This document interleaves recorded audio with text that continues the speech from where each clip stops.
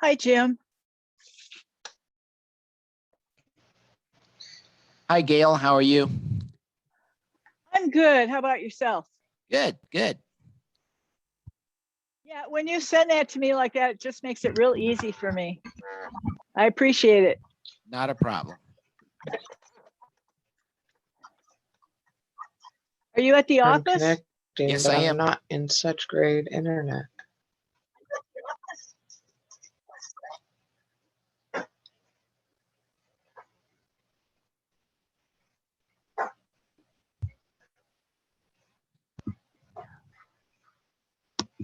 It says it's connecting, but it's not really connecting.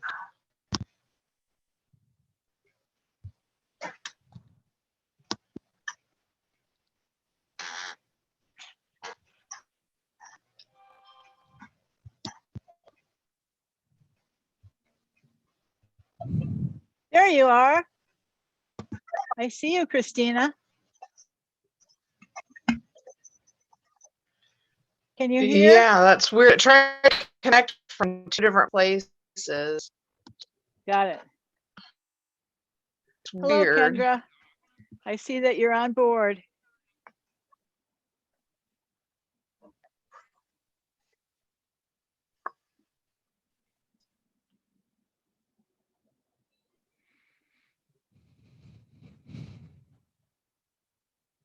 Hi, Gail. Sorry about that. Oh, no. Happy to see you.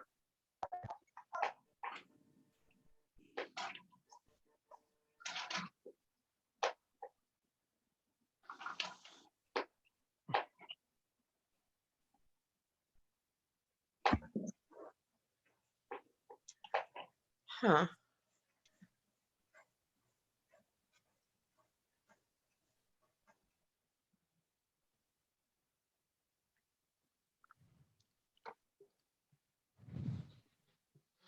Jim, can you hear me? Jim, can you hear me? Yeah. Yes, I can hear you loud and clear. I'm going to reboot. My connection doesn't seem good. And my computer's trying to boot me up in two different Zooms, my school one and my personal one. So I'm going to reboot. Okay.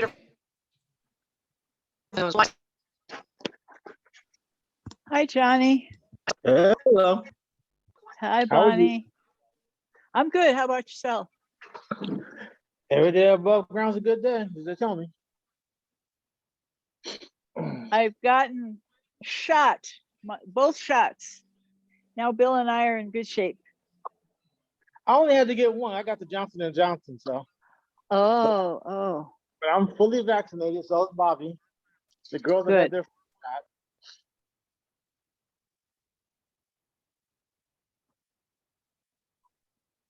shot.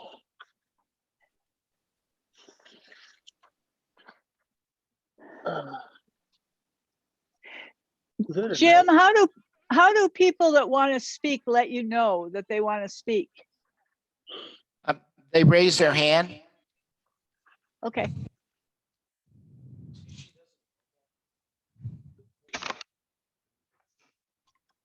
There's Lori. Hi, Lori.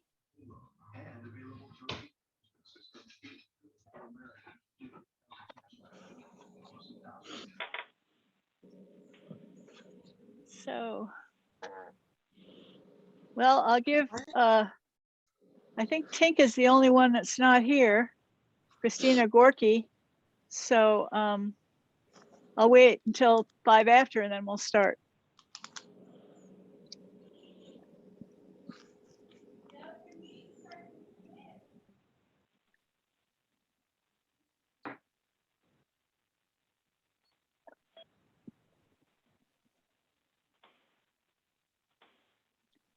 Hi, buddy.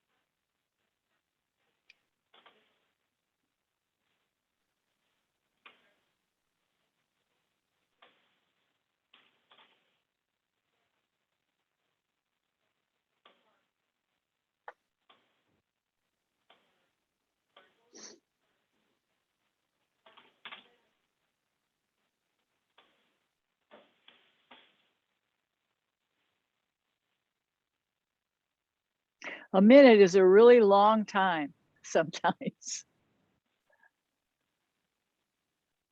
It does seem like that sometimes. Yep.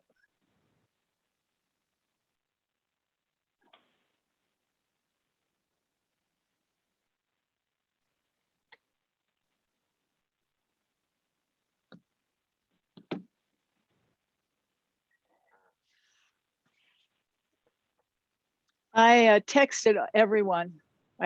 I also texted Christina, so Gorky. So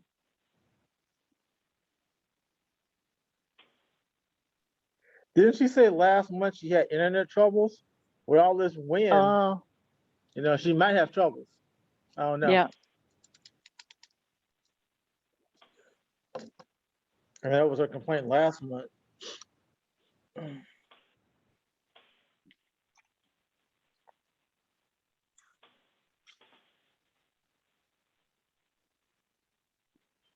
Okay, I'm gonna start the meeting. Good evening, everyone, and everyone in the breakout room. Thank you for coming to the meeting. And if you raise your hand, Jim will turn you over to us so that you can make a comment if you want to make a comment on anything.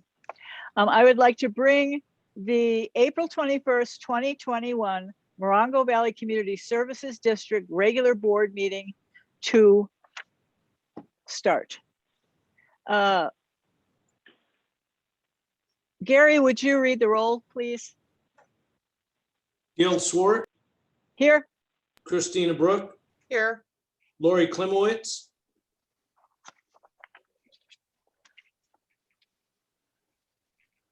Unmute. I'm Okay. here. Johnny Okay. Colbert, Here, Christina Gorky. Okay. Lori, would you lead us in the Pledge of Allegiance? Sure. Ready, begin. I pledge allegiance to the flag of the United States of America and to the republic for which it stands, one nation, under God, indivisible, with liberty and justice for all. Amen. Thank you. Thank you. Is there anyone now that would like to make a public comment?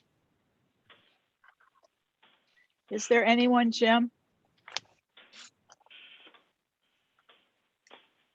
I don't see anybody's hand up. Okay. Okay. Did we get any, Brittany, did we get anything, any stuff on our website comments? No, I didn't have any. Okay. All right. Approval of the agenda. We need to remove item H4, the budget workshop. We are going to, and I'll explain this a little later in the meeting. We're going to go with the Title VI Government Code 61110 for the timing of the budget. And I'll talk about that in a little while. So we can take the budget workshop, which is H4, off the agenda. Are there any other additions or corrections to the agenda? Yes, Gail, we have to add my leave days. Oh, yes. Okay. So should we put that after Buddy on 6? That's fine. New business, Why don't- new why don't business we- number 6. why don't we just I mean, add number it 7. in? Hey, Gail, What? why don't we just add it in with his Director of Operations report? That's what he Okay, listed to us. We can vote, okay. as long as we listen, we can vote for it then. Okay. Okay, that's fine. I didn't know if you wanted to have it in its own line item, Johnny, for the vote. I don't think we need to. As long as we have it on the agenda, then we're covered. Okay, I'm fine. Okay, so we'll do that when you give your report. Yes, that's fine. Any other changes, corrections? Do I have a motion to approve the agenda? So moved. Second, Lori? Johnny? All those in favor? Aye. aye. Okay. Agency reports. I don't imagine we have the sheriff with us tonight. So Mr. Yearsley, Director of Operations report.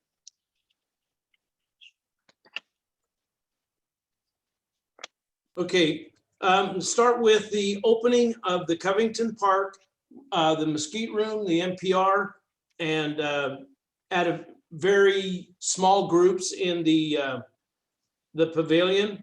So that will be open now. The tennis courts will be open or are open now. The office is open for walk-in traffic with mask and distancing. There are signs in both places. Everybody will have to follow it.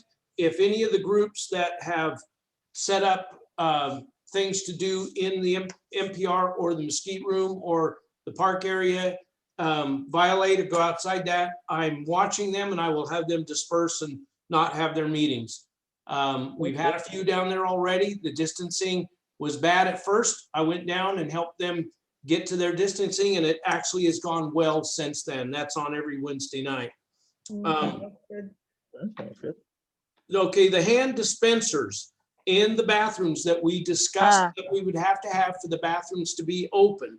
Okay, unfortunately, people had gone in and broke off one of the guards that were around the sanitizer, stole the sanitizer out of the dispenser and threw it in the toilet.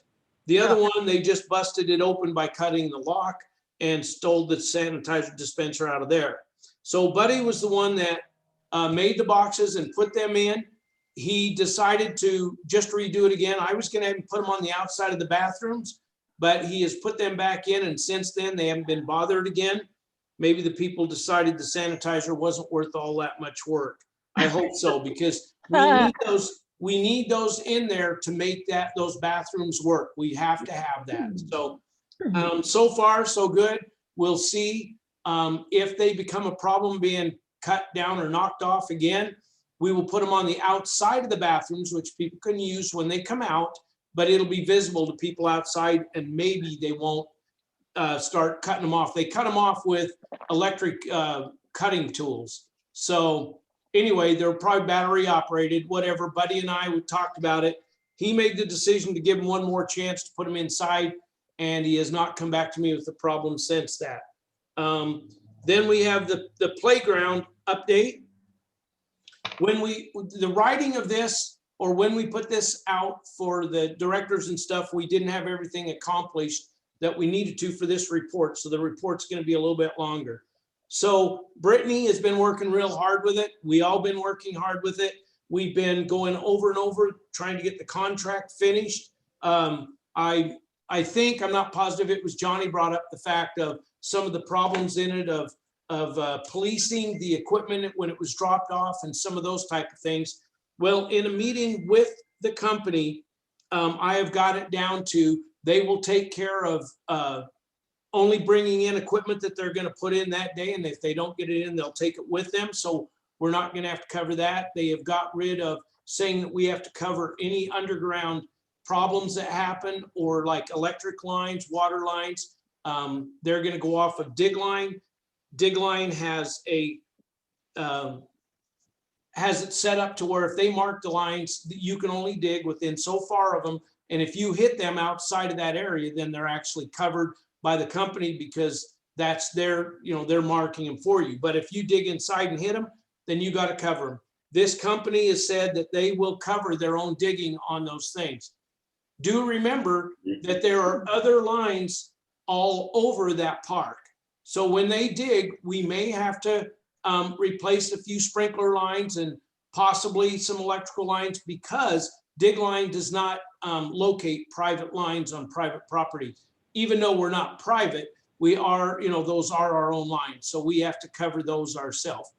So we will do that. And Eliadoros covered him before. I can help him, but we got a lot changed in the contract that we were responsible for that was going to cost us a lot. And we've got those reworked. Contract is done. We're waiting for the final written copy of that for the signature. It was good enough for Brittany to get on the phone with the grant people. The grant application got finished. She came in and did some extra work on it, got it done, got it in, which she has really put in a lot of time to get this thing done. And we're moving along now. We are waiting on the administrator. They have to process it from here on in to tell us when it's time to go. And we're trying to work out a process with the company right now on payment as they go. And if we're trying to make sure the grant people, we're asking them for a variance in the grant itself that they can pay in quarters or thirds. As these guys get through the program, they can draw money. Usually we have to cover it and then we get paid back from the grant people. But because of the amount of it, we are asking them to at least help us by giving it to us in quarter amounts or 1/3 amounts as it goes along. And it would be billed us by them, and then we would have a month or whatever to go to the grant people and get the money. It's pretty complicated on everything, how it works and what they can do and what they can't do. So we're in a good place now, though. We've already got all the stuff's picked. The ground area is picked. It's been in and looked by the contractors and stuff, so they know what they're gonna do. They waived the fact that any underground damage from them driving on the ground would be covered by them and not us, which it was before. So we've made a lot of headway to save any unforeseen things. We only had one item left on the contract that we have to cover, and it's if they start to dig and there's gigantic rocks that would forbid them from going in to put in the bases for all this equipment. We may have to move the equipment over a little bit, or we would have to pay to have that rock removed by a company that would probably end up having to, break it up with a big excavator, or we would have to have it removed somehow. So we'll just move the equipment if we have to. So we've kind of got to the point where that shouldn't be a problem either. But we've got that all worked out, and so everybody is happy about this. It has moved along a long way, so we're really doing good. So the playground equipment is what we voted on, and everything come in at the cost we wanted to. We saved a lot of money because the stuff was discounted at the time. The last thing I have on this part of it is I am going to be requesting to go on my vacation June 1st, 2nd, and 3rd, and the 22nd and 23rd. So let me finish. I know we need to have the board kind of agree with that or vote on it, but let me just finish the rest of my report here on the guys and their the runs and stuff. Just a second, let me pull that. Okay. Okay, Sure. so on the run report for March, we had called for 40 calls. We had 26 EMS, 22 ALS, 4 BLS. On fire, we had 4. We had 4 vehicle, 2 vegetation, and 1 debris. Traffic collisions, we had 4, 3 with injuries, 1 with non-injury. Hazmat, we had 1. Hazmat electrical, we had 1. Then no incident found when we went out. We were canceled. We had 1 of those. And public assist, we had 3. The guys right now are getting ready for wildland fires for us to go out and help on those this year. They've got their red cards ready. They have to do some working out and cutting some lines and getting prepared for that. So they've been doing that, and then they've been doing some training in their turnouts and out in their gear to get ready for the heat. So they've really been spending a lot of time to get ready for that because it was a big year last year. And I'm guessing it's going to be a bigger year this year because as I go out in the preserve to hike and go around in the mountains, everything's drier this year than it was last year. And that's all I have in my report. If we want to go back to Gail, she can bring up my vacation days to the board. Hey, Yeah, Gail, you want to make a statement real fast? Oh, yes, sir. Sure. I'd like to Sure. thank you, Gary, for addressing my concerns with that security that had me worried. Thank you for addressing that and taking care of that. You bet. That went pretty well. He understood where we were coming with being a small district. So it was a good point, and it would have been a huge cost if we had to do that. Thank you for taking care of that. Gary, you've got June 1st, 2nd, and 3rd, and then when again? 22nd and 23rd. 22nd and 23rd. Okay. Hey, Gary, can I ask you a question? And just, Gary? Yeah, go ahead. You put 22nd and 23rd, which is a Tuesday and a Wednesday. Do you want to take the 24th off of that Thursday? Or are you planning to come back that Thursday? I was confused. Actually, Johnny, you are correct. It should have been 21 and 22, Monday and Tuesday. Sorry. Just trying to get all of it in there. I think we just missed the numbers on that. So No, yeah, it'd be, I just want to know, so thank you. yeah. So does that mean you're going to be gone the 21st and 22nd Yes. or the 20? Yes. Okay. And not the So I'll be 23rd. gone. Yes, I'll be gone June 1, 2, and 3. Yeah. And then 21st and 22nd instead of 22nd, 23rd. Got it. Got it. What about your Okay. birthday? Is that part of it? It's in there. Yep, it's in there. Okay. And just so everybody understands, those are his regular days that he's taking off. He will still have Friday and Saturday and Sunday off in that period, but that's his normal. And, Those are his normal days off. and Gail, the reason why they're broke up like that is because this is the month that we approved the budget. So I had to come back to approve the budget is what we're doing here. That's why they're kind of broke up like that. Gee, so the June meeting isn't in the 16th? Yes, but I thought, I want to make sure everything's fine, so I come back for the whole week oh, to make sure we're okay, good. got it. Okay. All right, so do I have a motion to approve everything in the Director of Operations report, including his vacation days? I move we accept the Director of Operations report, and I move we approve his vacation request. Is there a second? And second. All those in favor? Aye. Okay. Thank you. Thank you. Is there anything from the Risk Management and Public Relations Ad Hoc Committee? Nothing. It's nothing. Okay. I do have a quick, Fire app. does somebody have Go ahead. Tim's phone number to see if they can get a hold of her? So Tink, who, Lauren? Oh, I'm just wondering. do you? And tell me I'm what, sure I have her number. I Oh, Shana? don't think I Do do. you want to try to get a hold of her? I have it here. I'm sorry, I just, Her Couldn't number probably is. broadcast her phone number out. Yeah, thank you. I was gonna say. Oh, I- yeah, right. let's not do that. Let's not do that in the I'll- open. I'll text it to you. Okay. Do you want it right now? Whenever you get a chance, go ahead with what you were saying. Okay. Okay. So there's nothing for the Risk Management and Public Relations Ad Hoc Committee, the Fire Apparatus Driving Parameters Ad Hoc Committee. Is there anything, Director Tolbert or Director Brooke? I have on that? nothing. We haven't had a meeting, but I Uh-huh. was just wondering if Gary feels comfortable just giving us an update about how our fleet is doing.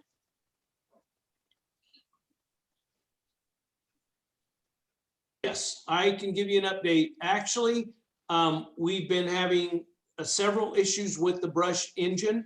Of course, we put the pump in it late this last year. In the first part of this year, we put 22,000 into the pump and all the piping for that, only to turn around. And when we did our pump testing, it didn't pass pump testing. And so we were trying to get that taken care of. And during the pump testing, it didn't pass. So when we went to fix that, that ended up costing us about $2,000 because there was a solenoid valve or solenoid that wouldn't open the valve and it broke apart. After we got that done, a switch under the dash shorted out and started burning up the wires under the dash. The brush engine has been down a lot. We are trying to get it ready for fires. It wasn't able to draft. We spent money on it and got it ready to draft. It's probably an issue that we are going to need to bring up in the next meeting because this engine is very old. It has a lot of time on it and we've been running on fires and stuff. We just probably need to, see what we can do to upgrade that, to have it ready because we do need to use it. We've been using it more, the guys have, but it's really putting a big stress on it. Hey, Gary, is that the vehicle we got from the forestry service? Yes, sir, it is. Maybe we might want to look into, seeing if we can exchange it again. Yeah, we can start looking around. Jim's very, very familiar. That's where he got his stuff. And I mean, just familiar. I am too, but he's just been working with it recently. So I can team up with him. We can see what we can find. Thank you. And then Chief Yearsley, how is engine 461 doing and the water tenders? The water tenders are doing great. The water tenders both are doing a very good job. All the tires are new on them. All of the stuff's running fine. We have no issues with those. Those are both ready to go. 461 is doing, engine 461 is doing really well. We just had a bunch of water leaks we had to work on. Little ones, tiny ones for cooling and stuff like that. We got those all done. We did those ourselves instead of sending it in. That one has no issues right now, except for when Buddy was in last time, we had a screw go into one of the tires, and he mentioned that we need to put in our budget to replace front tires on it. That's about all we have on that right now. Okay, thank you so much. And I appreciate you all looking into whether we could get a replacement for the brush engine, since it has a lot of wear and tear on it now. Another thing I forgot on the brush engine, there's a foam tank on it and a water tank, which are center of those is one single wall that separates them. Well, we did also just find out that that wall is cracked, so the foam goes into the water tank, which we don't want. You know, we want to mix that only when we want it. So that truck probably will not be capable to carry foam anymore because of the crack in the tank. So the regular water tank is fine, but we won't be able to have the foam because it just keeps going into the water tank, and we can't spray constant foam out of that tank. So that's the other issue we're dealing with there. And that's pretty major because it's inside the two tanks. So when we're looking you, at our Gary. annual budget, we're going to need to look at that kind of idea too. Yeah, we'll have to see what the plan is to do there. It's going to be hard to have something ready to put into that budget, but I think maybe in the next meeting, we probably should put down that we need to do a discussion on the brush engine and which way that the board would like to go. And maybe I can come up with a couple of different ideas on which way to go to get us up to speed in the Type 3 truck. Because can you explain to the board and to the community what is the advantage of having a fully functioning brush engine along with engine 461? Well, just like the committee you're on, we've already determined that that is the kind of the premium vehicle for taking up in our avenues off pavement, that we don't really want to take our engine up there and ruin it. So if we don't have that up and going, there are places the engine cannot go to. We do have a brush patrol, which can go to those areas too. But if you have a residential fire going, you really wouldn't want to go with a brush patrol if you have a Type 3. So having a Type 3 just rounds out everything we need. And plus, if we do not have a Type 3, we will not get probably half of our fires that we go on to make the money that we make every year to help supplement the fire department. You mean our OES? Yes, our OES and our federal government one, everything that we go on to make extra money outside of our budget. Okay, so it sounds like it's very important then. Yes, we've held it together good till now, but it's obvious by how fast things are breaking on the truck that we will be spending more in trying to keep it up than to maybe go to a different one. And the other problem you're going to have is you're sending guys up into the mountains into fires, and you really don't want them breaking down up there. They got to be able to get out as fast as they get in, because fires move quick on you. Thank you very much for the update, Chief. Okay, Morongo Valley Community Services District and Fire Department Funding Ad Hoc Committee. I'm going to bring this up now because we will know more about what we're going to need when we do the budget review. And this time we are going to, I don't know if we have in the past, but we're going to go with government code 6110, and that covers our how we have to do our budget. And here is the plan. On or before July of each year, or for districts using 2 one-year budgets or a biennial budget every other year, the Board of Directors shall publish a notice stating all of the following. Either that it has adopted a preliminary budget, or that the general manager has prepared a proposed final budget, which is available for inspection at a time and place within the district specified in the notice. The date, time, and place when the Board of Directors will meet to adopt the final budget, and that any person may appear and be heard regarding any item in the budget or regarding the addition of other items. The Board of Directors shall publish the notice at least 2 weeks before the hearing in at least one newspaper of general circulation in the district pursuant to section 2061. At the time and place specified for the hearing, any person may appear and be heard regarding any item in the budget or regarding the addition of other items. The hearing on the budget may be continued from time to time. So what I think we're proposing to do is have the preliminary budget on May 19th. That's our do it at all regular board meetings on May 19th. And we'll make sure that we have the 2-week notice to go out and a place for people to look at it. And then on June 16th, which is another regular meeting, we will pass the budget. Are there any questions? Gail, that's what we've been doing for the last, I don't know how many years. Only difference is we're not gonna do a budget workshop for the public. We've operated directly, we operate directly under that law for the last 11 years I've been on the board. So on May 19th, people will have had the 2-week notice so that they can review what's been put out and give us their comments on May 19th. And then on June 16th, we will hopefully pass the budget for the 2021-2022 fiscal year. Yeah, that's when we'll do. That's when we'll do our open public hearing. Pardon? That's Say when that we'll do again, our open Johnny. public- That's when we'll do our open public hearing, June 16th. Same thing we've been doing in the past. So we have to have it scheduled now. That's why it says in the law, do a hearing. That's our open public hearing. Right. Okay, good. Thank you, Johnny. Consent calendar.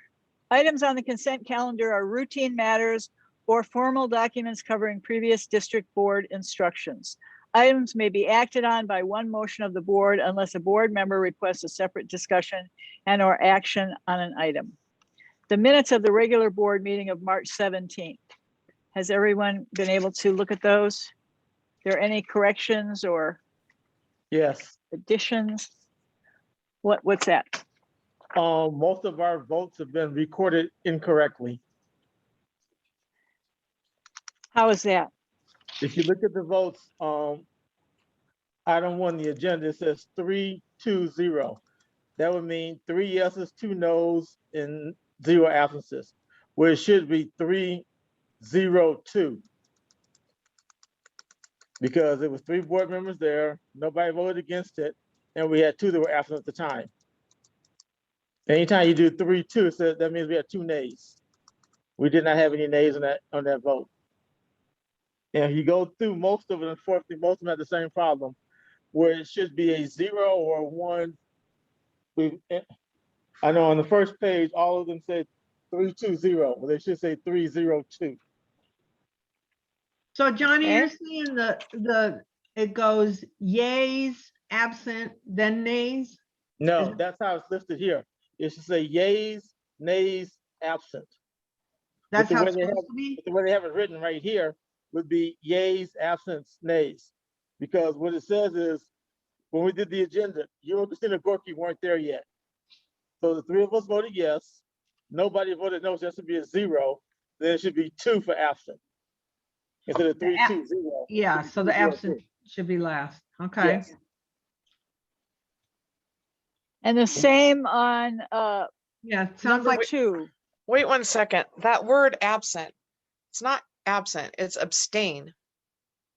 Oh, right. No, they were absent It's from the meeting. abstain, but if They were she's not absent from the meeting. there, she can't have a vote. So there shouldn't, if she was not there wouldn't be 5 votes. And it's not Okay. absent, it's abstain. The problem is, Christina, the way it's listed, we listed as 2 no votes. We didn't have any no votes. So you can say Right. they were absent or they abstained, and it'll still be 3-0-2 because they were not there to vote. So what time did she get in the meeting and she didn't get to vote? And because 3 and 2 would imply there were 5 people there. That's And right, that's how many that's we have right. on the board. And if somebody's absent, then there should have really only been 4 votes. So what's No, up? we have to record 5 members. We record 5 members. If 2 of those members aren't there, they are counted as absent. But that's So not they what that usually stands for. It stands for abstain. They have to be counted. That's all I'm saying is the way They- it's written, you have 2 no votes. We had 0 no votes on it. If you were to take this to any other governmental agency, they would read this as 2 no votes. Everybody, you know, Johnny is right on that. The second column is for nays, not for absent or abstain. but it sounds like it's an easy fix, and I'm glad you found it, Johnny. So we could actually go ahead and do a correction and you guys could okay it with the correction, or Yeah. we can correct it and bring it back next month, whatever you guys want to do. Can you then can you go yays, nays, abstain wait a minute. and absent? Can you have 4 categories just so we know who's absent and who abstains? If you would like, we can do that, yes. I think that would be really important. So we'll put the absence in line number 4, in section number 4, and then we'll put the abstains in number 3, and 2 will be nays and yays on 1. Yeah, Okay. that would be really good because if somebody abstains from a vote, it's really important to note that because they're stating sort of that they've had a conflict of interest or whatever, and they don't feel comfortable voting for that item. And that would be important to record that. Okay, I agree so with that, yes. so can we go ahead and approve the minutes with those corrections? So Or moved. do you want to see them next month? No, it's okay. So moved. Okay, I second the motion. okay. Christina and Johnny. All those in favor? Aye. Aye. Okay. Checks and disbursements.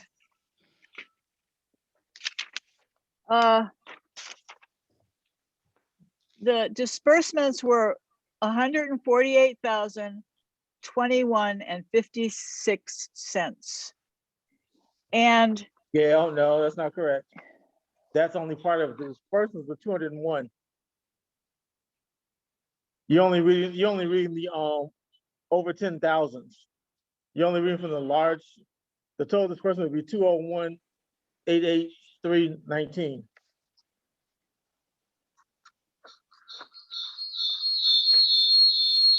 well, I have a paper in front of me that says March 2021 cash disbursements. And all that it has on it is 148,021.56. I don't have that paper. So, and actually some of that went into our own funds. It's not like we spent that money. It's that money came in and went into some of our different accounts. Gail, okay, I'm not saying that. What I'm saying is every month we get 2 sheets. We get the cash disbursements greater than 5,000, which is what you're looking at. And then we have one that says last month's cash disbursements, March 2021. That's 2 pages long. On the second page, it gives the grand total, which would be 201,883.19. What you're reading from is just the cash disbursements over 5,000. That's what. Okay, well, then it's a mistake I've been making because that's what I've been reading for the last several months. Is this page, No. this a kind of a page? Because we So- have, if you look at the other one, it gives all our payments. It gives our payroll, it gives our EED, it gives everything. And we have that every month. Yeah, and notice the difference is one says March and one says March 31st. The longer one is all the It details. says March 31st. Okay, so the total of expenditures, but they weren't really expenditures because some of that in the one that I have was money that we got from OES that we put into our accounts. You know, it's a transfer. Yeah, what that Yeah. is, But What that it's kind is- of, it's Gail, kind of a little weird to call it a disbursement because it makes it sound like we're giving it, it's something that we're paying. And it isn't always what we're paying I out. thought the That's all. same thing, but that's what they called that in, when I read the report from Smith Marion, Uh-huh. that was, Gail? and they call it. Just a minute, Johnny. Okay. Okay. It's What, just Johnny? a word that they use for accounting purposes, I guess. What Okay. that is everything we take from our general fund that we use for our daily operational use is what we call our cash disbursements. Now, some of that money we do take and put in our reserve accounts, put in our restricted accounts, but it still comes from our general fund. And that is the cash and money that the public sees at all times. So we tell them everything we've done with their money, including move it to restricted or move it to reserve. And isn't That's there why we have the somewhere overall showing, payment. isn't there also somewhere showing where that money came in? So it's a wash. Came Yeah. in, then it got dispersed. Yeah, we have other forms we can go through. We don't get as many forms as we used to get, but we have other forms that would show that, yeah, we had this much come in from OES, this much came in from taxes.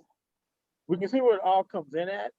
All we're doing right now is just giving the public a rundown of what we've done with their tax dollars. Okay, so all out we of do. the 201,000, how much went into reserve accounts? We had one of 69,989.81, which came from OES, and another 13,769.12. All that was from coming in from OES into our general fund, and then we took it and put it into our restricted funds or reserve funds.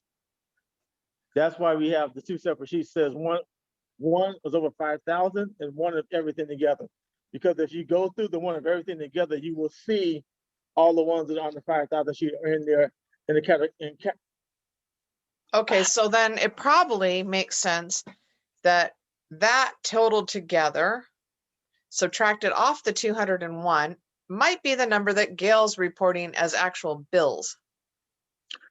Well, No, I'm If not you- reporting bills. I'm reporting this 148,000 is, some of it is OES payments that came into the district. Oh, also, okay, so we have Yeah. 201, but somewhere around 69 plus 1786,000 was really OES money that went into reserve accounts.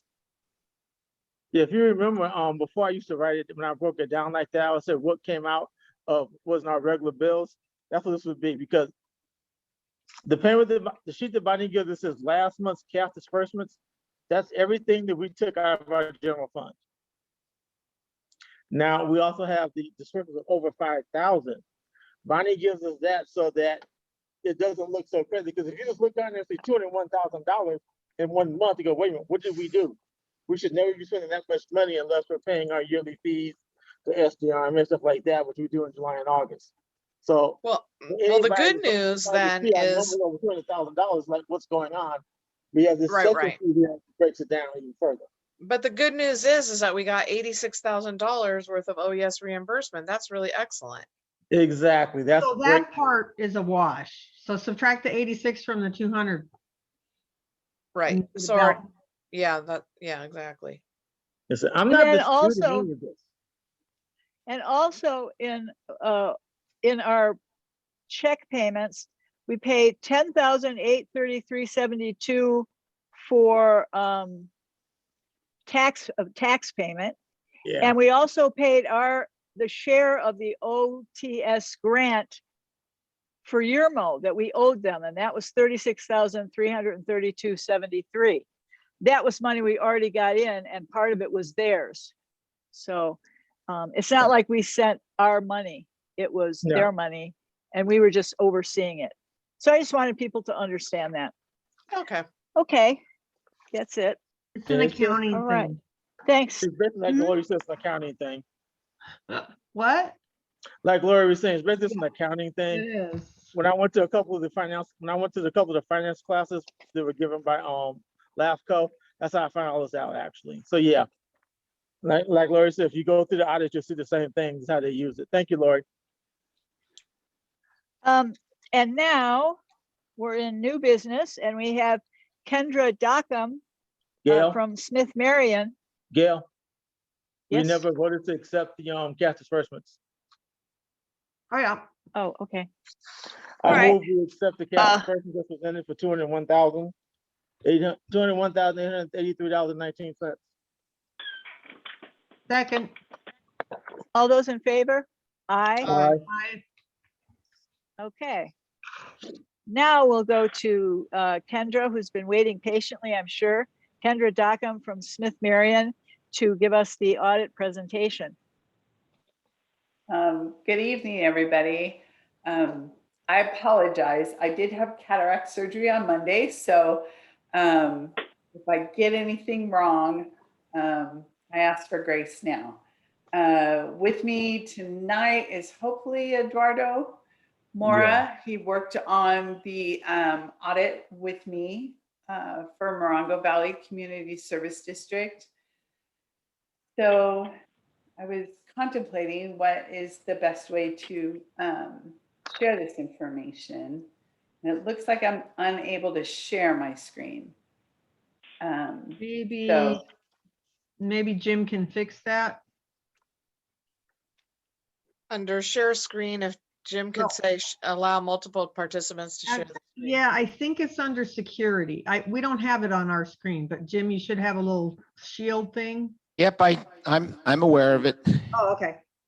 Let me fix it.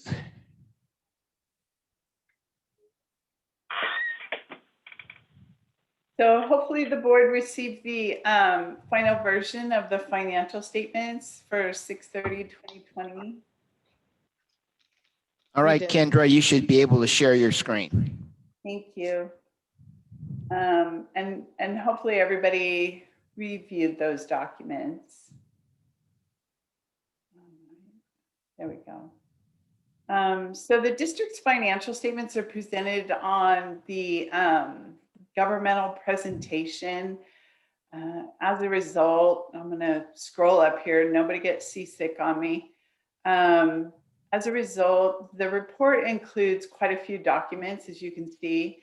Management discussion and analysis, of course, that is the district's reporting of the condensed financial information, along with any conditions during the year that they're able to report on. There's also then the basic financial statements, which include essentially two sets of financial statements. One is on the government-wide basis. The other is on the fund financial statements. And so this evening, we were going to cover the government-wide financial statements, which include the statement of net position, which is most familiar to most of us, especially if you work in business.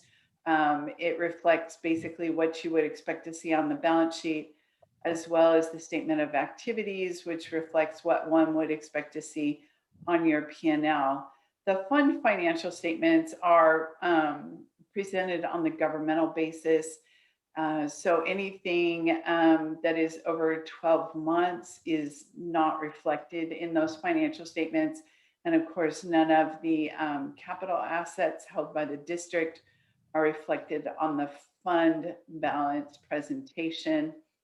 Beyond that, there are the notes to the financial statements that will explain any of the details within the financial statements that require further explanation. There is required supplementary information for the district, which includes the statement of revenues, expenditures, and changes in fund balance. There's going to give you a more detailed look by fund and by expense and revenues of what the district took in and expended during the year. And then, of course, we have the supplementary information and the notes to the required supplementary information. So All of the financial statements that are presented here this evening are the districts. The board reviews these and approves these. We do put them together as a convenience for the district. However, the only document within this report that is technically ours is our opinion. So in our auditor's report, this is where we let everybody know, did we have an unmodified opinion or did we have to modify our opinion? And so some people say, well, what's a good opinion? What's a bad opinion? Basically what we would be looking for here is that we've given an unmodified opinion. Our opinion for the district was that in all material respects, the statement of financial position presented fairly the activity of the agency during the year. Did the board have any questions about that? Anyone?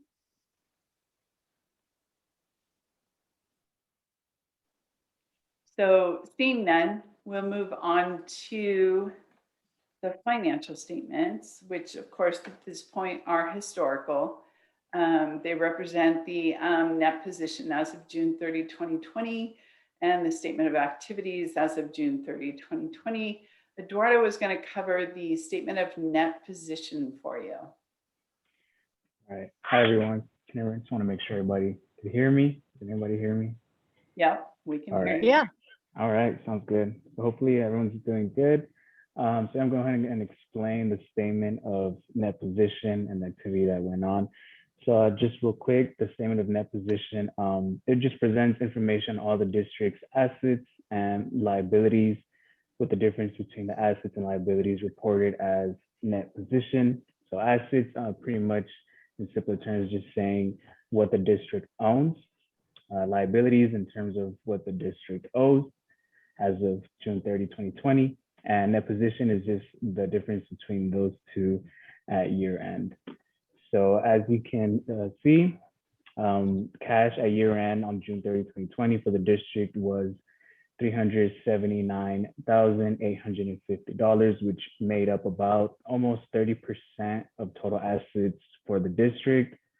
The capital assets, which made up most of the district's assets at year end, which was about 52% of the district assets at year end. You can see it's netted from the accumulated depreciation from there. And then the liabilities, which is just the accounts payable and earned revenue, which accounts payable made up about 70% of the total liabilities, which was $44,777.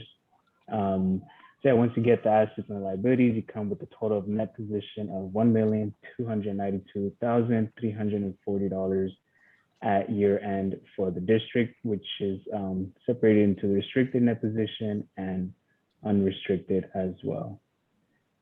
So this pretty much explains the statement of net position. I don't know if anyone has any questions for Kendra or myself.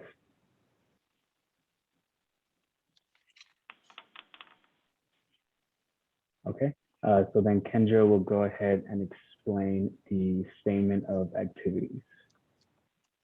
Exciting stuff. If you want to read the whole document just prior to bedtime, I guarantee you it'll put you right off to sleep. But basically what we see in the statement of net position is that the district, as of last year end, a very low amount of total liabilities compared to its total assets. So that's a good indicator for anybody looking from the outside into the district. And as the auditor, that's something we look for. The district also had positive net position.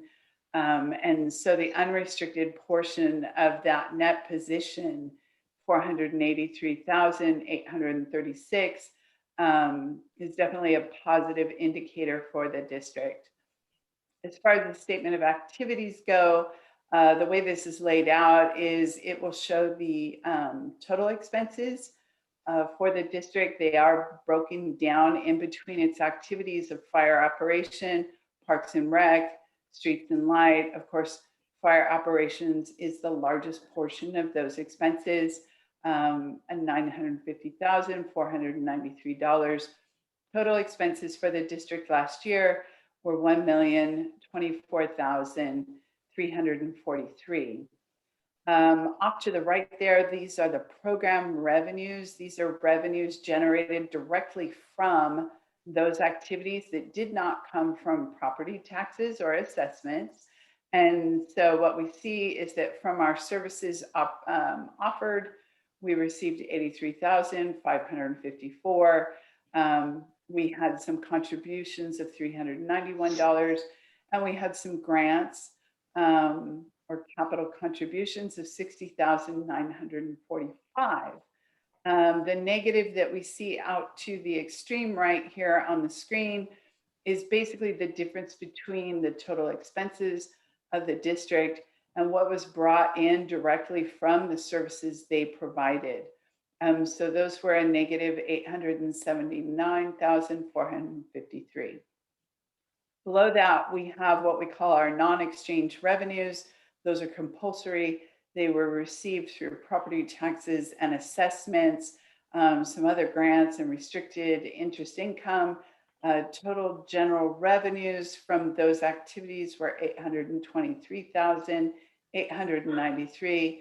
The net result in the prior year was a negative change in net position of $55,560,000, decreasing our net position, which was $1.3 million in the prior year, to our ending net position of $292,340. Any questions about that? One question. Yes. Okay, we went from 1.3 to 1.2. Is that good, bad, indifferent? It's an indicator that the district spent more than it brought in 2020. Okay. I do remember that some of the Cal OES monies that came in slightly lower than we've seen in the prior year. Generally, those funds have sustained the district over the last couple of years.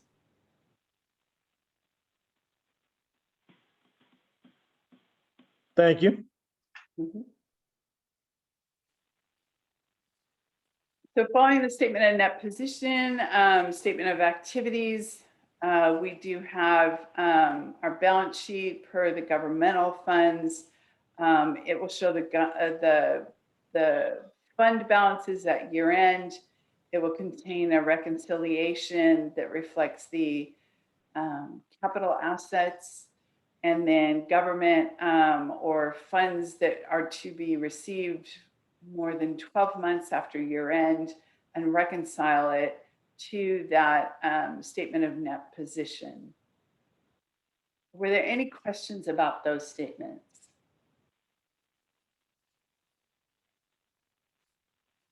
GASB does require that we include those. The purpose of the duplicative financial statements is supposed to help it be more, make the information more useful to the users of the financial statements. I'll leave you to form your own opinion on that one. Following that, we just have the note disclosures for the district. It has all of the significant accounting policies for the district. It will describe how we recognize capital assets, how we recognize revenue. It describes for the district the cash and cash equivalents that are being held at year end. It gives you a description of what the restricted cash is, what we are holding as far as investments, all of the risks to the district, how we measure the fair value measurements, It'll give you a description of notes receivable. I believe those are on properties that we've sold. Description of our capital assets, their composition, the property tax calendar, the line of credit that's held by the district, and what its balance was at year end, all of the leases and those future maturities. As of 2020, the total for those future maturities were 9,534. And then we have any subsequent events and any litigation and claims that the district encountered during the year. The supplemental information will break down for you by general fund, the budget amounts, the actual amounts incurred by the district. So it'll show those variances. It will also give you a combining statement of revenues and expenditures based on the various funds within the district, as well as its appropriation spending limit. Were there any questions about those financial statements?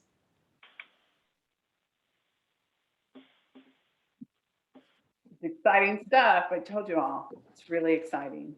At the completion of our audit, we issued not only the financial statements, we also issued communications to government, as well as our report to management. We've been able to make recommendations to the district in our report to management. I do note that in the prior year, all of the recommendations that we made were adopted and resolved, and we had further recommendations for the district this year.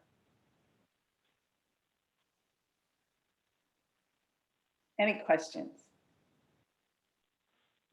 Yes, I have a question on the report to management, especially on the recommendations on personnel file. When I was reading them, it seemed like you had a lot of concerns about how we're addressing our personnel files. What our testing revealed was that the files didn't necessarily contain all of the recommended documentation.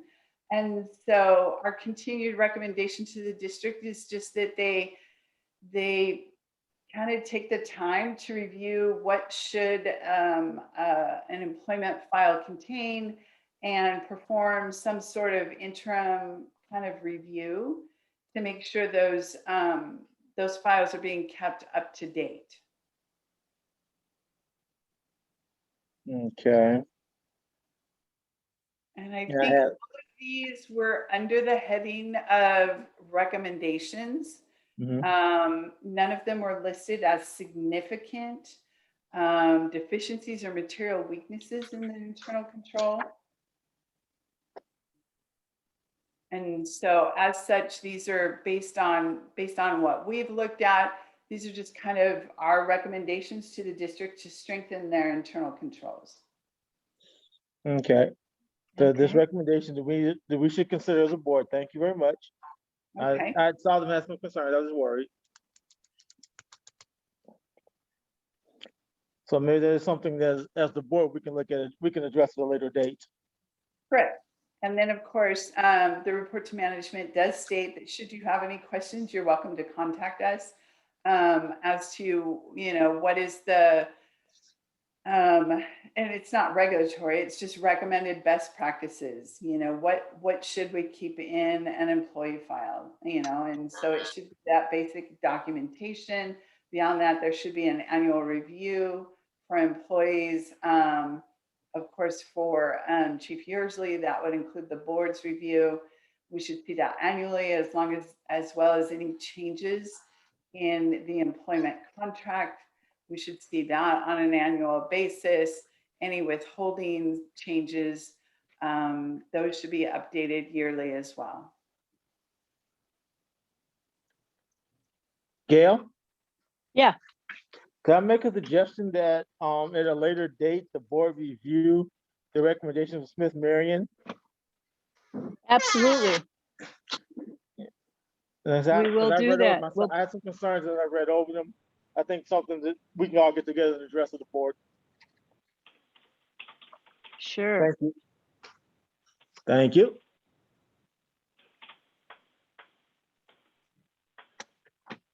Okay. Do you have Any anything other else for us? questions? Yeah, that was it. That's all I've got. Does anyone else have a question or wants to make a comment? Anyone? I'll just say thank you, Kendra, for the hard work and all the years you've been doing your course. Very good, very well prepared audit. Thank you. Thank you. And I think I appreciate it too, Kendra and Eduardo. Very appreciative. But for the summary for the public, even though we had more expenses than revenue in this year, we are still strong in our financial position in terms of having 1.2 million in assets and so forth. Is that a summary for the public? The district's net position is still positive. However, well, you're not going to get a woo wah from your accountants. It's just not in our nature. But however, the district needs to make sure it's planning for those shortfalls, and it's trying to do that with its reserves, always with in mind that if we have repeat years where our expenditures are greater than what we brought into the district, eventually those will eat into those positive net assets. So that's something we always try and keep our eye on. We take that as, we look at it and we go, okay, we still have positive net assets, but what can we do going forward to make sure that we're filling those gaps? So that we're not creating negative net assets, and what can we do to create positive net assets? Now, that's something, if I could tell you how to do that, everybody would pay me millions and millions of dollars. Yes, we would. So Kendra, did I understand this correctly? Did you say that from our taxes and our assessment, we spent more than our taxes and assessment brought in? Correct. Is that correct? Right. So the extra money we had was from contributions or OES that made us have still a positive balance at the end of the year. Is that correct? So we still have positive net assets, but the overall results for the year were negative.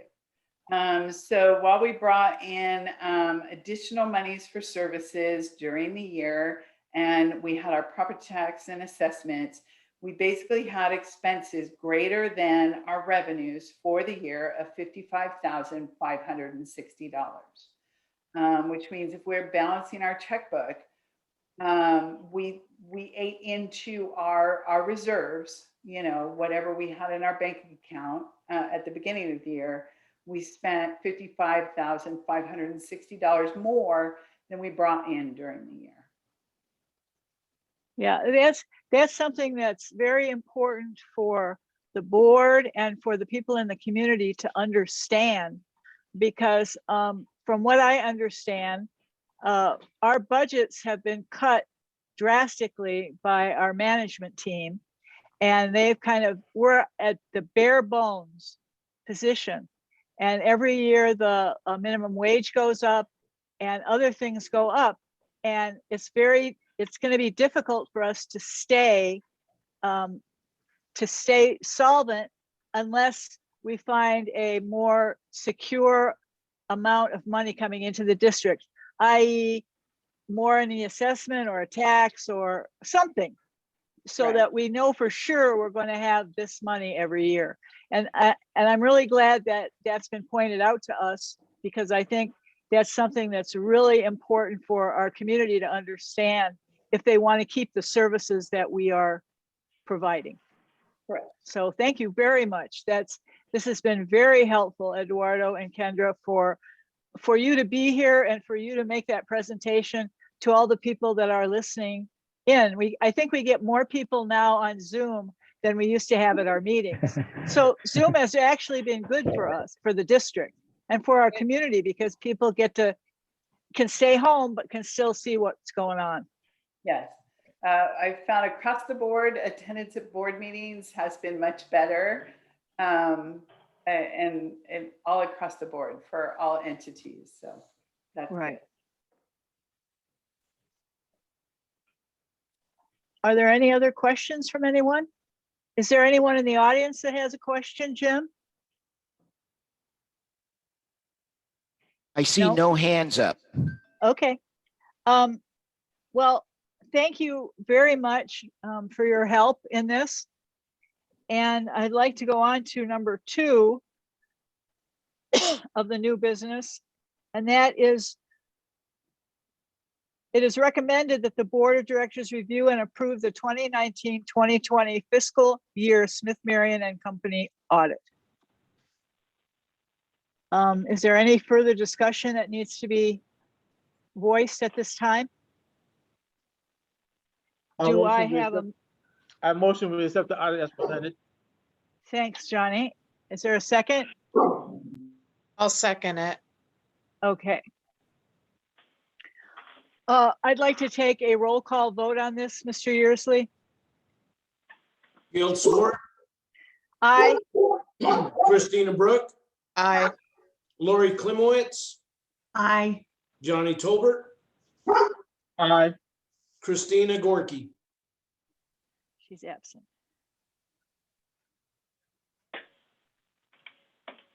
Okay. Well, thank you very much. It's really been nice seeing you, and I'm sure it's been nice for you not having to drive here. Yeah, I don't miss the drive, I'll be honest. Yes, Aw. well, thank you so much. We appreciate it. Thank you. Have a great evening. Take You care, too. Thank Thank you. Bye-bye. Take care. You too.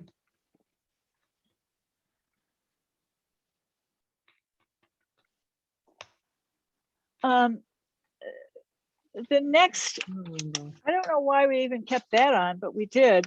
Discussion regarding when to hold a town hall meeting. I think that What does that mean? at this point, we might want to either include that at our regular meeting when we have the budget in May, or, I mean, the town hall meeting is kind of part of the ad hoc committee for funding for the fire department. And we Gail? just heard it. What, Johnny? A town hall meeting is different from a regular meeting, because in a regular meeting, we can't do question and answers. When a town hall meeting is set Okay. for that purpose. Okay, we can have a town hall meeting with just the board members in the audience, and then we can open our meeting. We can have it the same day if we want to. The purpose of the town hall meeting was to let the community understand that the community is not paying for everything that the district is doing for them, and that at some point something's going to give. And if think it's a good idea, if we think we should wait and look at the budget altogether and see where we're at.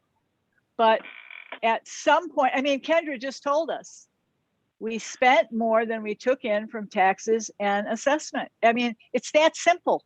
It's really simple. Well, you have So- the word donations on there, which makes me think we're gonna try to look for donations from elsewhere. Well, it's always but we can't use donations as part of our budget. That's the whole problem. Okay, well, that's why I'm So saying on your. I don't know if the rest of the, go ahead. That's what it says on number 3 here regarding donations for the fire department. I don't understand. What we That's really probably talk about shouldn't, is get more taxes. yeah, I mean, it's up to what the board wants to do. We can not do this and just have our budget meeting in May where everybody's has 2 weeks to look at the budget. We keep putting it off and putting it off and putting it off to really advise the community that we are not taking in enough money in our assessment and our taxes to pay for what the services that the district is providing for the community. And maybe, this might have been a wrong way to put it, but somehow, and we, as much as the OES money comes in, which is fantastic, it can't go toward anything. It can only go toward things that we want to get outside of the budget. It can't go for salaries. It can't go for our regular supplies that we need. It can't. So if we want to continue serving the district, the people in the community, I think, have to come forward and say, yes, either yes, we want you to continue, or no, we don't want you to continue. Because at some point, we're not going to have enough money, Kendra just said it, to continue the way we're at. And the minimum wage is going up every year. And we're going to see, I think, when we see the budget for the next fiscal year, that we're going to be short because of the minimum wage. So I And guess the little bit of tax increases that we're getting every year with maybe 1 or 2 houses being built or whatever, it's not enough. It's not keeping pace with the expenditures. Lori? yeah, I'm still hung up on that word donations. Are we saying that a town hall meeting will be held with the topic of not enough money, so what do we do about it? Donate to the fire department or up the taxes again? Or I'm not quite sure I understand. Well, what's the topic of the meeting? How Hey, do we? Gail, can I say something? yes, That might help a little bit. of course. Of course. Laurie, I think what we're getting tired of with donations is the people we have to answer to. LAFCO and the state controller will only allow us to put a certain number in for donations. I believe the most we've ever gotten away with was 10,000. I could be wrong, but I think the most they've ever allowed us to get away with putting in our budget is 10,000. Because they would say it's not sustainable. We don't know what it's going to be every year. So since we have to answer to LAFCO, to the state controller, and they tell us no, then we got to redo our budget. So that's why we've always had such a small number in our donations file. Yeah, which is fine. I'm just trying to understand what the actual topic and purpose for a town hall meeting would be. Is it to suggest that we put another tax out there? Number one, I think the word donation should not be in there, and that's my fault. Okay. So that shouldn't be donations in there. Johnny, what were you going to say? Did I interrupt you? No, you didn't. You were fine. You didn't interrupt me at all. Okay. Only I could see maybe is we're doing a town hall meeting. We're asking for the public to give us some suggestions on ways that we might be able to increase our revenue. And we can take their suggestions and see what we can do with them. Yeah, I agree. What my with you, thought Lloyd, is, but I'm just saying that could help, maybe. what I'm thinking is that we need a groundswell of our community members who really want to keep a fire department with paramedics 24/7 and a park, that the community has to come together in a big number and say, this is what we would be willing to do to maintain what we've got. I don't think the board should try to do, I don't think it should be on the board to try to create something for the community. I think the community has to come forward and tell us, enough people have to say, we're willing to do this. And then perhaps we can do something.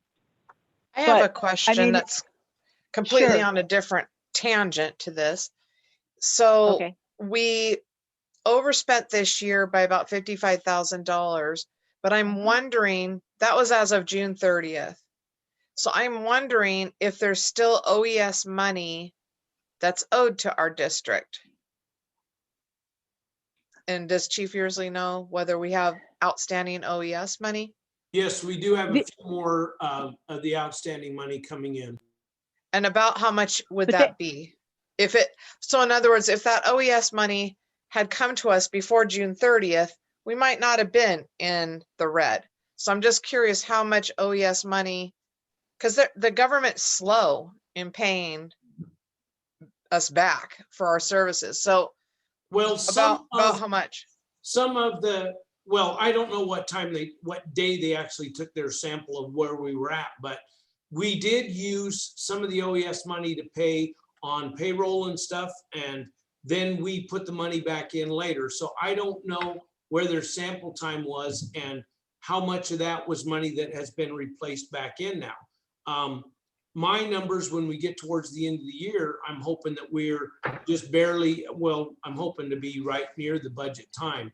Bonnie might have that number with her, but I don't have it here. Here, Bonnie wants to speak, but just before you put Bonnie on, I just want to reiterate to Christina that OES money is not considered as part of the budget. We cannot, that's like the frosting on the cake or the special little gym cracks that we want to get for the district. But when Kendra said we were over, Get the community to understand. I get that. I just don't know how. Yeah, but I'm just saying, if perhaps OES money would have come in on June 28th, maybe we wouldn't be so 56,000. So No, I'm just it wouldn't curious make any what it difference. is. I think Bonnie has You- her hand up so she can tell us that. yes, she does. I'm going to call on her. Bonnie, Okay, weigh in. thank you. Thank you. So just so we know how the OES works, each month when we have OES expenses, those expenses are recorded on the book and a receivable is recorded to offset them so that they don't affect the bottom line.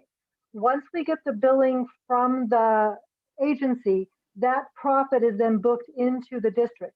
So even if we had not received all our OES money on June 30th, the profit was already accounted for in the books of the district. Okay, that's good to know. That's good to know. Thank you. And then if you recall, in that budget year, we did have a multi-year payout for back wages. And if that had been allocated and paid, through the multiple years that it addressed, we probably wouldn't have been upside down as well. But we did take a large, multi-year settlement. Correct. Okay. Right. So Thank I you. mean, I'm not so sure we should have a town hall meeting. I'm just saying, perhaps when we look at the budget all together on May 19th, we can reiterate some of these, some of the things that we're thinking about. I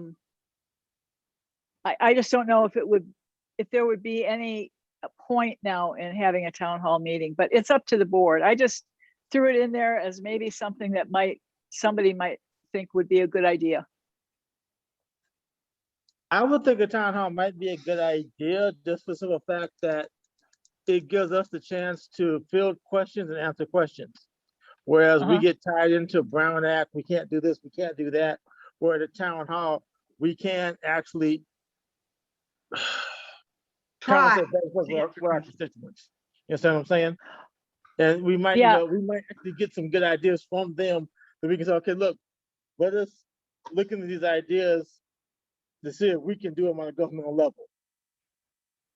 Well, yes, my concept of a town hall meeting was that the board members could attend, but that Chief Yearsley, as the director of operations of both the CSD side and the fire side, he has the most information, and that he would be answering a lot of questions that the public has about what's going on, and that we wouldn't have to agendize it and do all that. We could listen, and we wouldn't have to be a speaking part of it.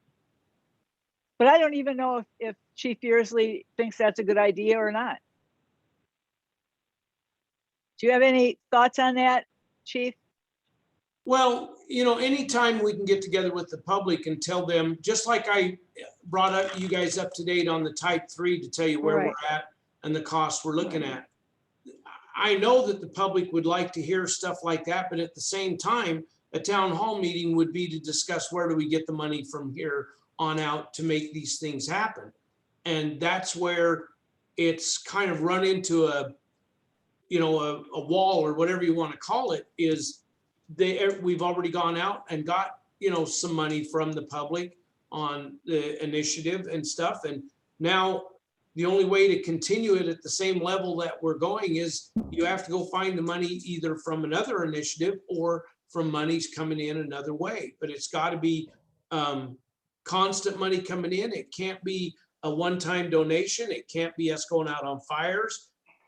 It has to be a year after year amount of money coming in order for us to put it into our budget.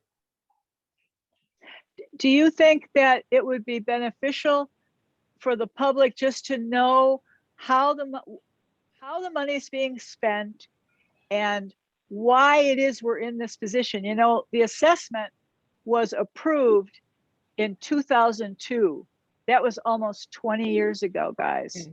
Yeah. And yes, but that also, the cost back then for the assessment to put ALS in is probably double that now. Oh, I know. That's what I'm saying. I mean, 20 years have gone by and we're getting not very much more than we got back then. And I'm hoping that if something is presented to the community, that they will see and decide that they want to participate more financially. Yeah. And it's got to be the public that tells us that Yeah, we want to keep the fire department and we will do something to get it moving. I really like your idea of having Chief Yearsley present all the things that we learn about. Most people aren't at these meetings. Buying the fire trucks we need, buying the equipment we need, fixing the stuff, how it goes out and gets wrecked. I mean, after all, you have to fix it. It's not going to be perfect every time. And I honestly do not think the general public has any idea how much money that is. All of it. Oh, The I don't either. Salaries, the fire trucks, we're lucky that we don't have some big disaster, but yet we don't have the money. We haven't talked about it lately, but we really don't have the money to go and try to redo the floor in that other room. What is it? Donna Munoz room or something. You know what I'm saying? Yeah. I mean, We don't have the money. We don't have the money to finish fixing up the kitchen with all the new requirements they told us we'd need. And all of these pieces, I think it would be great to make a presentation to the general public so they understand we're not just putting a tax bill in your hand. We're saying there's got to be a way because inflation is now killing us. Right. What do you think, Johnny? I agree wholeheartedly that in the time I've been on the board, our inflation is darn near doubled. So I can figure from 2002 to now, doubled, Gail? No, closer to tripled easily. And you're correct. Right. We got to figure out a way that to get more money into the district, or sooner or later, we're going to be looking at trying to figure out how not to become part of FP5. If the citizens of Morongo Valley want to keep local control, then we all have to get together and figure out a way to do it. And that needs to be said in the presentation as well. People have to understand that. I agree. Right. They have to understand that if we can't continue and they have to wait for a half an hour or 45 minutes for someone to come here from Yucca Valley, that people are going to die. People are going to it's going to be really rough on this community, not having this. I mean, I think all of us probably get to see the calls that the fire department goes on. And I mean, there's people with heart attacks and strokes and accidents. And I mean, so many things that need help quickly, and they're not going to get it if we're not here. So maybe we should do some kind of a town hall with Mr. Yearsley laying out what's happening. You willing to do that, Mr. Yearsley? Yeah. Well, of course, because, you know, they need to know. I talk to people all the time on what we need to do and what we need to have. And the bottom line is if we don't get some other money, we're not even going to be able to operate at the level that we are right now. So sure, if we want to continue, we're going to have to talk to the public. And I honestly believe the general public, most of the people don't really understand how much it all costs and that we Right. could fail. They don't. Right. So if we do this, when, Mr. Yearsley, when do you think would be a good time? Before the May 19th meeting? Between the May 19th and the June 16th meeting?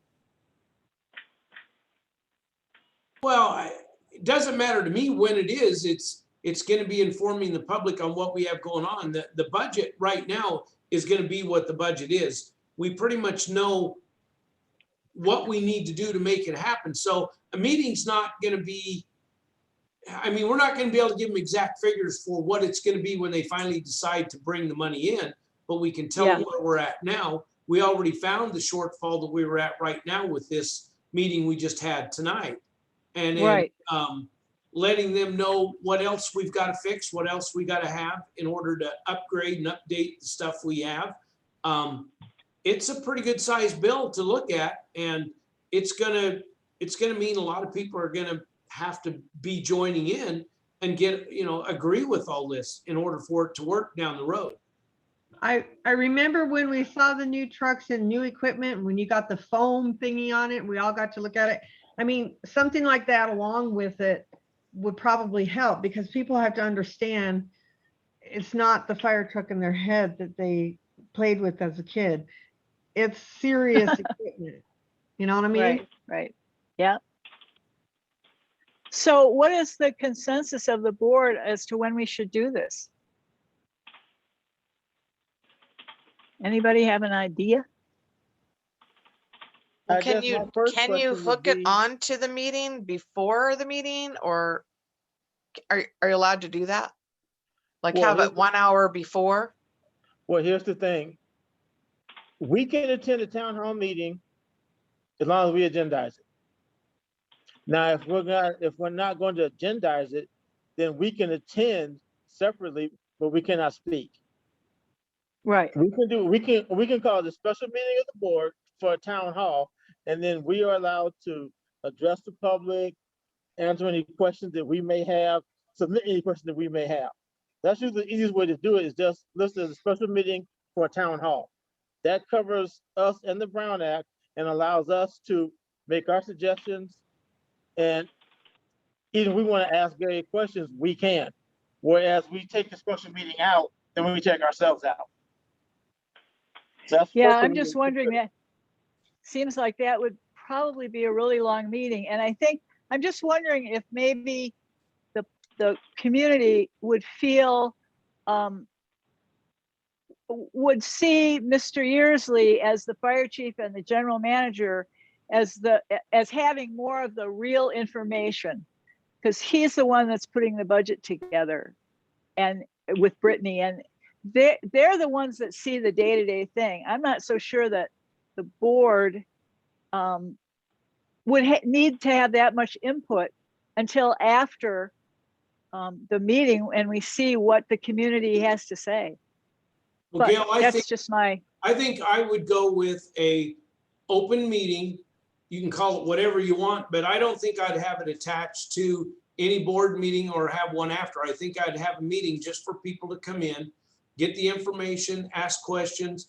The board members could come but couldn't be involved in it. They couldn't answer questions. They can't make any kind of plans or rules. And then we take what we learn from that meeting, just like we do when we get a vote on the equipment we wanted in the park, and we bring that information into an agendized meeting where then the board can officially talk about it, work with it, and we can have the public involved in asking questions. So then it sounds like it needs to be early in May. So we would Yeah. have the input. That's true. Yeah. so May, okay. I don't know, we got a week and a half left of April. Uh-huh. Yeah, go. Uh, Well, our next meeting isn't till the 19th of May. So we could have it any day in that first week. Which is, I think I'd like to have it sometime in the week before, maybe in the first part of the week, giving us time to get it into the agenda by Thursday, so it's ready by the 19th meeting. So somewhere around in maybe the 11th or 12th, we'd have the meeting. I'm thinking that way by Thursday, we could get it on the agenda and posted for the 19th meeting. you mean the idea So, put on the meetings agenda? Well, no, we'll actually have the open meeting with the public on maybe the 10th or 11th, maybe as late as the 12th, but not much later than that, because we would have to get the agenda ready for the next meeting by Thursday afternoon.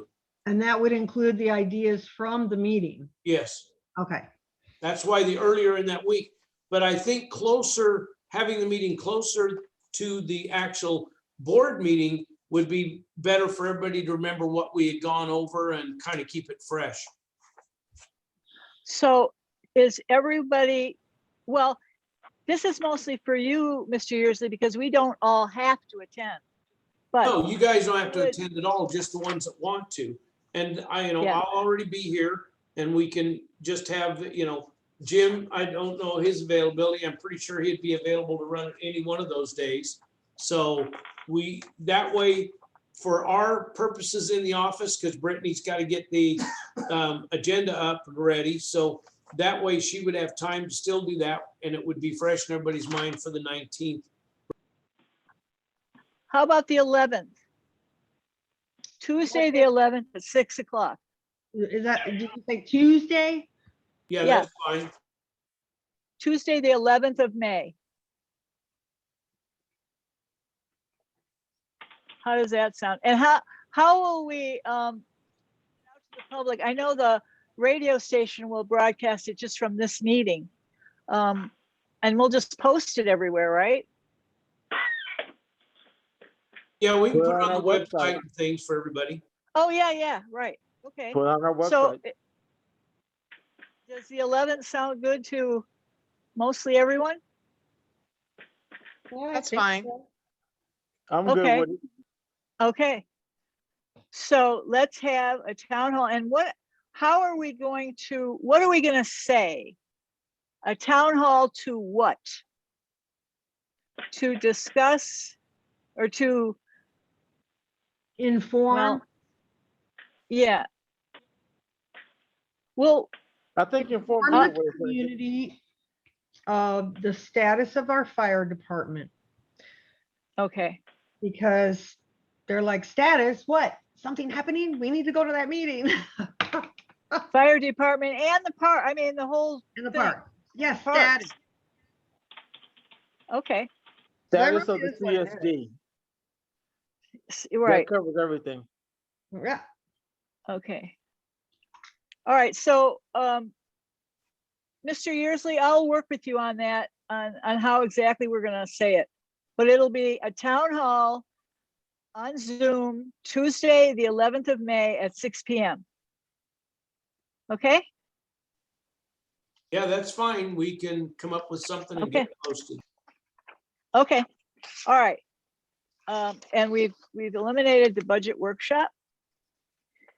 The Chuck Osborne Award is number 5. It is recommended that the Board of Directors discuss and approve waiving the Chuck Osborne Award for 2020 due to COVID-19 shutting the park down. Makes sense. Makes sense to me. Yeah. Yeah. Okay, so Don't move. Second, Johnny, Christina, all those in favor? Aye. Aye. aye. Is Buddy still with us? Hi, Oh, we've buddy. made him wait. Hi, Buddy. Yeah, I'm here. Hey, Buddy. Wake up. How are you guys? I'm awake. I'm Wake kidding. up. Okay, so softball time. we're doing pretty good. The Easter egg hunt was awesome. Everybody had a great time down there. We didn't have too many problems with people taking temperatures or wearing the masks. It actually went a lot smoother than what I thought it was gonna. Great. Everybody got their temperatures taken. Everybody got a little smiley face sticker, so everybody could see the stickers on the people in the crowd. Then they didn't have no temperatures. It was just a really good turnout. The water tank and everything is up and going. I did get that fixed, and instead of 400, it was 200. We got about 70 people right now signed up. Cool. Wow. Yeah. Right now we're at about 7 teams, and that's what we got. We got about 5 youth teams and then 2 adult. We are having the end of the signups, and the team picks is going to be on May 10th. And practices will start after that. The first games will be July 5th. And they will end, or no, June 5th, I'm sorry, and end in July 23rd, I believe. And that's about all I have for right now. Okay. What are there things that you still need? Do you need to buy things for the, like, I don't know, baseballs, bats, gloves? Well, Do you need? but see, that's where the sponsors come in. Okay. So, and this year we usually go anywhere from about 7 to maybe 11 sponsors that we've had throughout the past years. Well, we've had those 7 or 9 sponsors that were from the year before, since we didn't do it this last season. But we've had about 9 more. We got 9 additional ones. So right now we got about 19 sponsors, more than we've ever had. Oh, that's fantastic. Yes, it is absolutely wonderful. I mean, everybody is just pouring in to help in every which way they can. As you guys may have seen on Facebook and stuff like that, the deal with the lights. Everybody is really excited about these lights. We did do a little test run on them and ran them for about an hour the other day, so we can kind of get a bill in and see what it will cost to run those lights for a few hours during the games this season, if we can. Like I said, we do have. I have one business, Redstone Electric, that said, that they would foot the bill for the whole thing.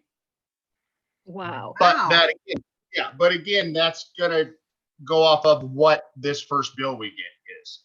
So Sure. And then we also have the bar. They got little cans together right now for donations for the lights for the softball. We got a lot of people wanting to support just the lights. So wow. That's what we're working on. All the light bulbs work fine. We are missing one, but again, that one doesn't affect any blind spots on the field. The field is completely lit. So I'm just hoping that I think I went down personally and did a reading on the electric drawage from the lights on at full power, and it's not nowhere near. Each leg is drawn about maybe at the most 32 amps, which I know you guys don't really know that. That's not much, so I don't think it's going to cost that much to run those lights. You guys would know better than me from whenever they were on last, which I don't know. That was like a real long time ago. Yeah, very long time ago. Yeah. And so that's where we're at with the lights right now. So we're just waiting for that bill to come in so we can kind of judge it and go from there. But I think we should be able to have lights on this year. Very cool. Are you going to sell any refreshments? Is that going to be allowable? Yes, the snack shack will be up and going. Basically, it's probably going to be just hot dogs and nachos and sodas. They don't have to be sealed, but again, they do have to be in a wrapper or whatever as they go out of the snack bar. And there is no grouping and seating. And again, we don't have that there because they grab their food from the snack bar and then go and sit down on the stands. Right. Do So, you yes. think do you think you might want those small packages of chips and things like that are packaged? Oh, yes, no, we're gonna have chips and stuff like that. Those will all Okay. be sealed and like that. So basically, the Okay. snack shack will be back up like it normally has been, except a little bit more careful with the hot food and Got the it. people going. And sanitizer. Oh yeah, we got hand sanitizers everywhere, and I got like 22 bottles of Lysol, so we could spray the helmets out. I Right. did put on Facebook, if people can bring your own bat and your own helmet, just to kind of stay away from everybody using the helmets. Now, the ones that can't, we can go ahead and give them their own helmet, like I was said last meeting, so they don't have to share it. Or then again, the Lysol will be there for the bats and the helmets as well. We have team moms for each team this year that will be in the dugouts, kind of keeping them spaced, social distancing. Again, also spraying the bats and everything with the Lysol during the games to keep it, safe. So, Cool. Buddy, Well, you're a gem. Buddy, We're I so have, lucky that you're doing this, honestly. yeah, and I have one more comment. I have as few students that actually go to the school right now. I have heard how much fun they had at the Easter egg hunt. thank you. No, they really enjoyed it, and they really liked the cooling off part. Guys, at the fire department, that was awesome. Yeah, they love it. So, well, thank you guys for letting me do this, and we will see you next month. Okay. Thanks, buddy. For all your hard work. Thank you, buddy, for your hard work. If there's anything I can help with, please let me know. Okay, yes, I will. Thank you. Thank you. Bye-bye. Okay, we've got the individual directors' reports. Vice President Brooke. No. Unmute myself. Thank you to everybody in the audience who came tonight to listen to the meeting, and I thank our board for all the service that we're doing. It's a busy time, and our staff's doing a great job. It sounds like Brittany is just doing a great job on that grant application. I'm really so happy to hear that. I'm excited to see the playground equipment that's going to be coming through for that grant. The kids are excited.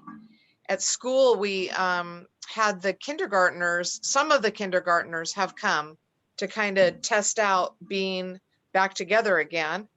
And so it's kind of an exciting time that things are going to start ramping up again, and the kids get to be with each other, and they're really excited about that. Our students at school to, have these community activities, and we couldn't do it without Buddy's help. It's amazing what he's doing. So thank you very much. And thank you to our fire department, everybody who's working to make this a safe community. Director Klimowitz. I love it when I get to go after Christina, because all I have to say is ditto.